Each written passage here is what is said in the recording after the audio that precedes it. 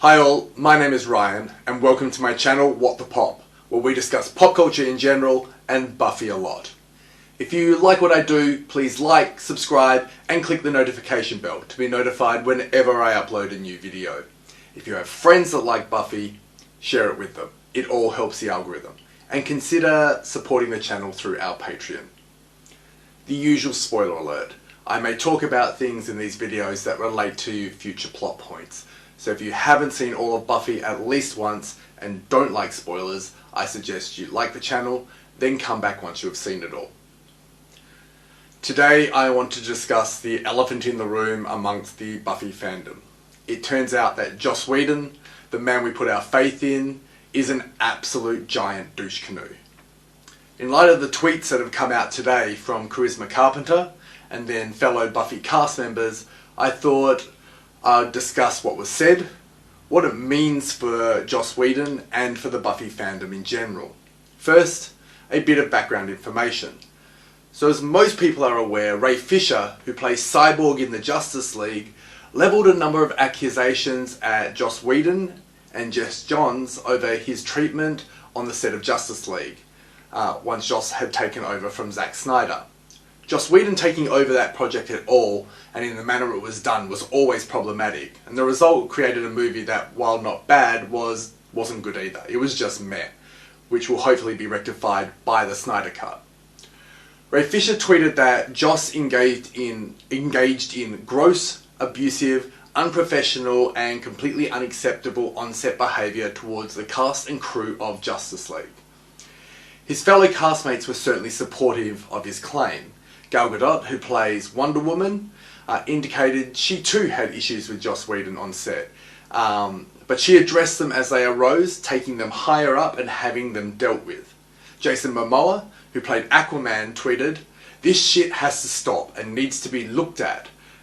Ray Fisher and everyone else who experienced what happened under the watch of Warner Brothers Pictures needs proper investigation. I just think it's fucked up that people released a fake Frosty announcement without my permission to try to distract from Ray Fisher speaking up about the shitty way we were treated on Justice League reshoots.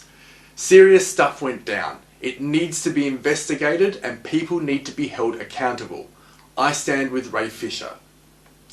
Now, Ben Affleck has never addressed what Ray Fisher said directly, but he said this in a recent interview.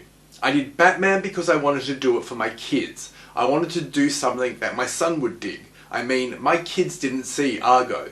Zack wanted to do a version of the Frank Miller Dark Knight graphic novel series, which is a really good version of that. Unfortunately, there are a lot of reasons why things go the way they do in the movie business, and just because your face is on the poster doesn't mean that you're dictating all of those things.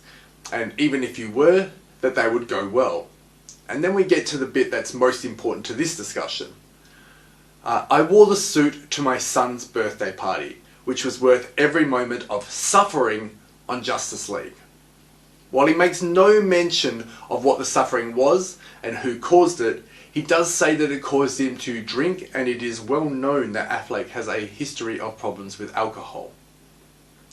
But these weren't the first issues that were being raised around Joss Whedon. In 2017, after they had divorced, his ex-wife, Kai Cole, said he's not the male feminist he was made out to be, and his numerous infidelities and emotional affairs with his actresses, colleagues and fans were opposite to the male feminist persona he portrayed in public.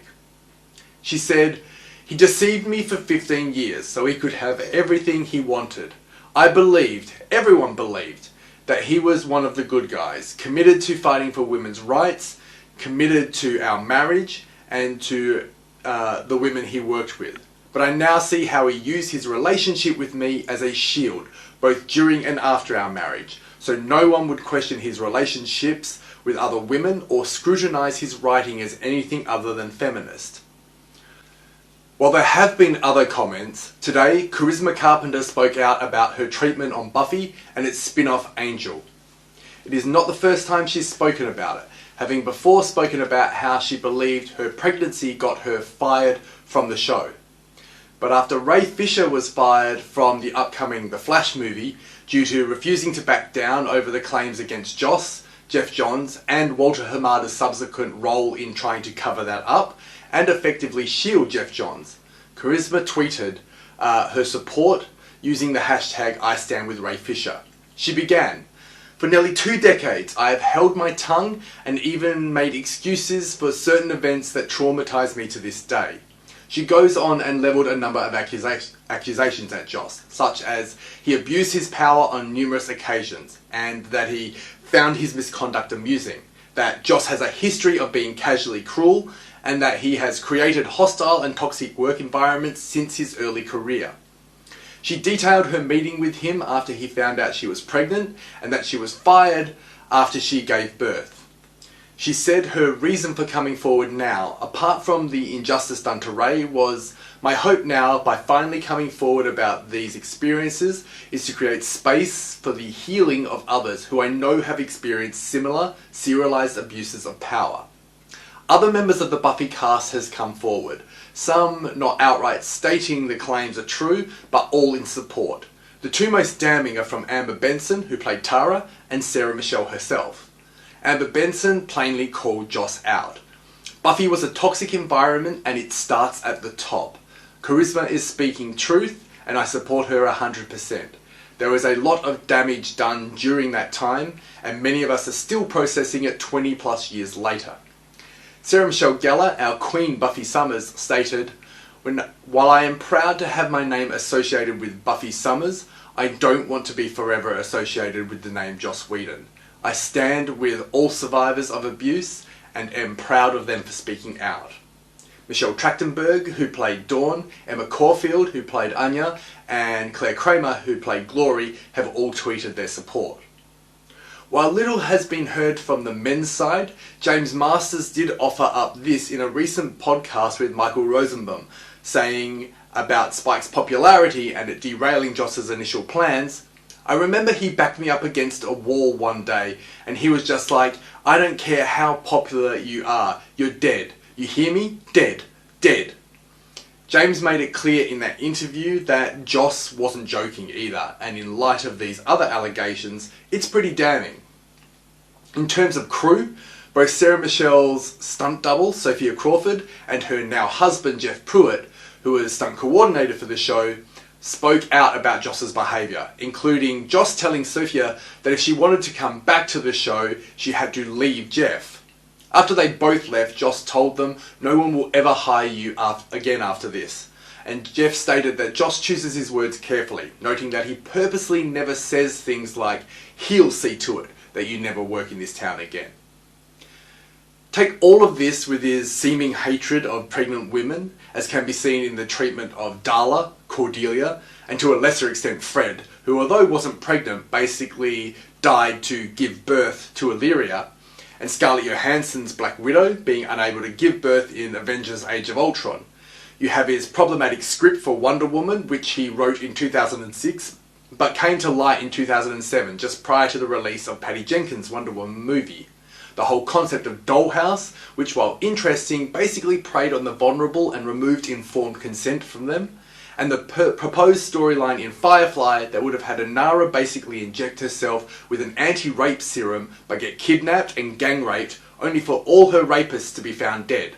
Thankfully that plot was nixed by the network and no version of it ever appeared in the show. With all of this information, people can't continue to defend Joss. His career is done. He recently exited his most recent project around the time that Ray's initial claims were made, so it would come as no surprise if he was fired from that show based on those claims.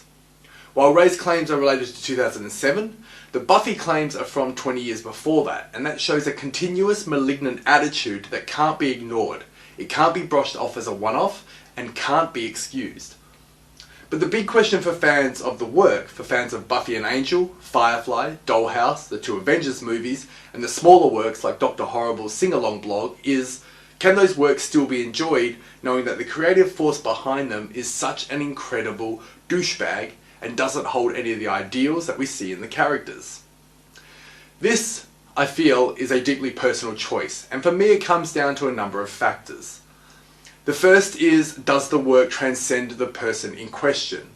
This is where it is easier to still enjoy the works of someone who is problematic when they aren't part of the work. What do I mean by that? We'll take J.K. Rowling and her turf remarks.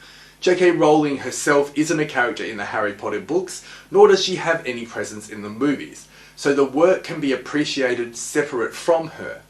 Contrast that with someone like R. Kelly or Chris Brown. As performers, it is impossible to separate their work from them because they are front and centre to that work. The second, and probably most important, is the importance of that work. And this is where I feel the choice is deeply personal. For something like Buffy, while some people may argue that it's irrelevant and unimportant, for many of us fans, watching the show was a formative process and may have influenced us tremendously, giving us a deeply personal connection to the work in question.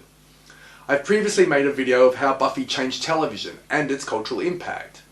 For myself, Buffy is my queen. The Buffy lexicon that Buffy speak forms a major part of the way that I communicate. Her strength, power, resilience, self-belief and heart all inspired me when I perceived myself as weak, powerless and riddled with self-doubt. I wanted to be Buffy Summers. I embraced the mantra, what would Buffy do? She was a major influence on my desire to be a good martial artist and was my constant source of inspiration to excel. I will one day do a video essay on the importance of kick-ass female role models to queer kids, but that's not the subject of this video. Suffice to say that if it wasn't for characters like Sarah Michelle's Buffy, I would not be the martial artist that I am today. I would never have ventured into a dojo without their influence. So for me now, I have to separate Joss Whedon from the work I love. While I'll always acknowledge that he created incredible characters and produced fantastic TV, that can't and will never excuse his behaviour. And I think this is the most important aspect when enjoying his work going forward. We can't treat it anymore as a work of a male feminist. There is now way too much evidence to the contrary. What it is the brilliant work of a deeply flawed man. And as long as we continue to acknowledge that and call out the hypocrisy, I personally believe we are fine to enjoy the works we love. Daniel Radcliffe, in regards to Harry Potter, in light of what J.K. Rowling said, stated, "To all the people who now feel that their experience of the books has been tarnished or diminished, I am deeply sorry for the pain these comments have caused you. I really hope that you don't entirely lose what was valuable in these stories to you. If these books taught you that love is the strongest force in the universe, capable of overcoming anything, if they taught you that strength is found in diversity, and that dogmatic ideas of pureness lead to the oppressing of vulnerable groups, if you believe that a particular character is trans, non-binary or gender fluid, or that they are gay or bisexual, if you found anything in these stories that resonated with you and helped you at any time in your life, then that is between you and the book that you read, and it is sacred, and in my opinion, nobody can touch that. It means to you what it means to you, and I hope these comments will not taint that too much." I think more than anything that this is how we should, on an individual level, look at the works of any problematic person. Buffy means something to me deeply, and it will always resonate with me, regardless of Joss being a douche. For his future work, well, Joss Whedon as a brand is done. This isn't even a case of cancel culture. He is now virtually unhireable because of his conduct on set, and it would be a PR nightmare for any company that did. Further, none of them will want to risk it. The film and television industry is expensive, and it is hard to create a hit normally without adding unnecessary controversy into the equation. You'd also be hard-pressed now to find named talent willing to work with him. Studios will just not take that risk. Joss has let us all down by not living up to the ideals and promise of the characters he created, and more importantly, the persona he projected to sell them. While he stains that legacy, the legacy is bigger than him, and we can still love the characters and the actors who played them and the stories they told. Their work is still impeccable. Thank you for watching. If you disagree with what I've said, if you believe that we can't enjoy his works anymore, or have some further insight into the situation, put it in the comments below, and I'll see you in the next video.